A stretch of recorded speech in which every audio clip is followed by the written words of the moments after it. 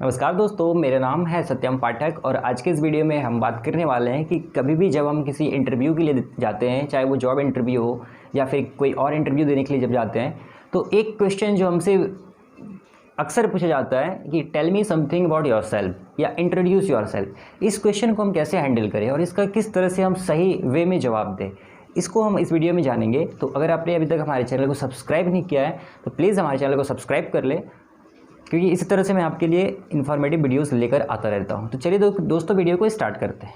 देखिए, सबसे पहले जब आप इंटरव्यू में गए, आपसे ये सवाल पूछा गया कि tell me something about yourself, तो आपको पता होना चाहिए कि कौन सी बातें हमें बताना है, कौन सी बातें नहीं बताना है। तो सबसे पहले आप ये समझिए कि आपको अपना नाम बताना है, ठीक। दूसरा, आपको अपना एज बताना है। उसके बाद आप अपने क्वालिफ़िकेशंस के बारे में बताइए, आप कहाँ से बिलोंग करते हैं वो चीज़ें बताइए। उसके बाद अपने फैमिली बैकग्राउंड के बारे में बताइए। उसके बाद आप अपने हॉबीज़ के बारे में बताइए। तो देखिए, एक मैं आपको सीक्वेंस में चीज़ें बताता हूँ कि आपको कैसे और क्या बताना है। तो सबसे पहले आपको अपना नाम बताना है। मान लेते हैं आपका नाम पंकज है, तो आप सबसे पहले कहेंगे sir my name is Pankaj, ठीक है। सबसे पहले अपना नाम, my name is Pankaj. Age, I am 21 years old. From where? Sir I belong to Jharkhand.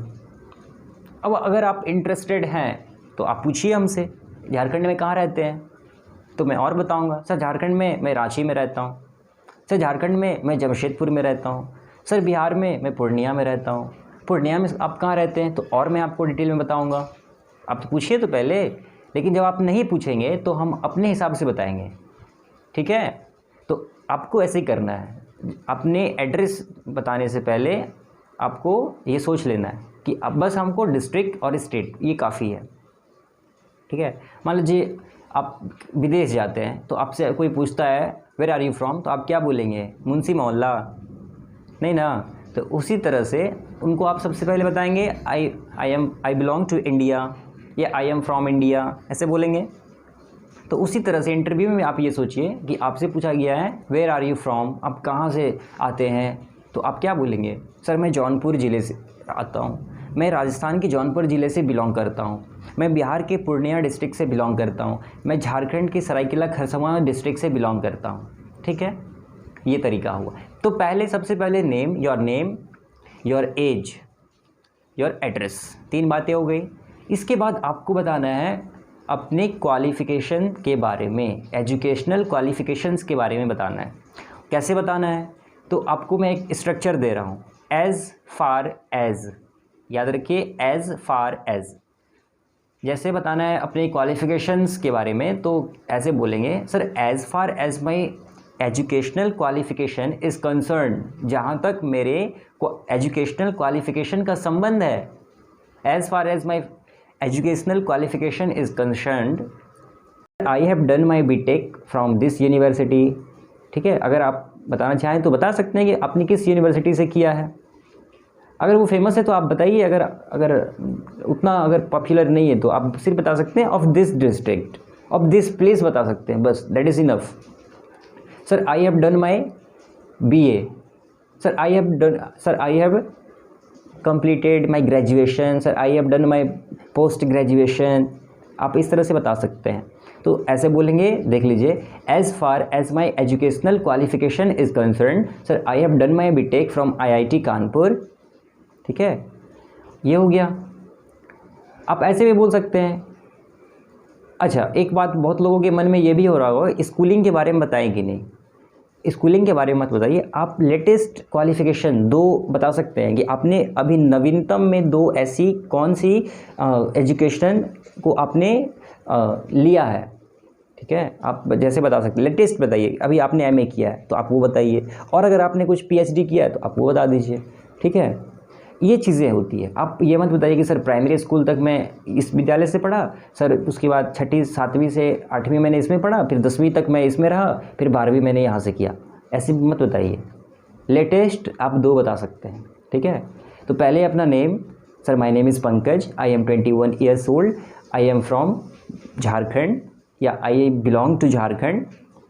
As far as my family background is concern, family background concern तब बोलेंगे जब एजुकेशनल क्वालिफिकेशन हो जाए। Sir as far as my educational qualification is concern I have done my BA, ठीक है, इस तरह से आप बोलेंगे। फिर अब बात आती है कि फैमिली बैकग्राउंड के बारे में कैसे बोलें।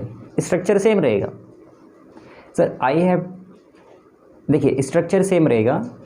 As far as my family background is concern I have 5 members in my family, ऐसे बोल सकते हैं। जहाँ तक मेरे फैमिली बैकग्राउंड का संबंध है, ठीक है, जहाँ तक मेरे पारिवारिक पृष्ठभूमि का संबंध है, I have 4 members in my family, जो भी हो, I have 5 members in my family, my father is a farmer, my father is a worker, private employ, या जो भी है, my father is a private employ, my mother is a homemaker, housewife आप मत कहिए, आप कहिए my mother is a home maker.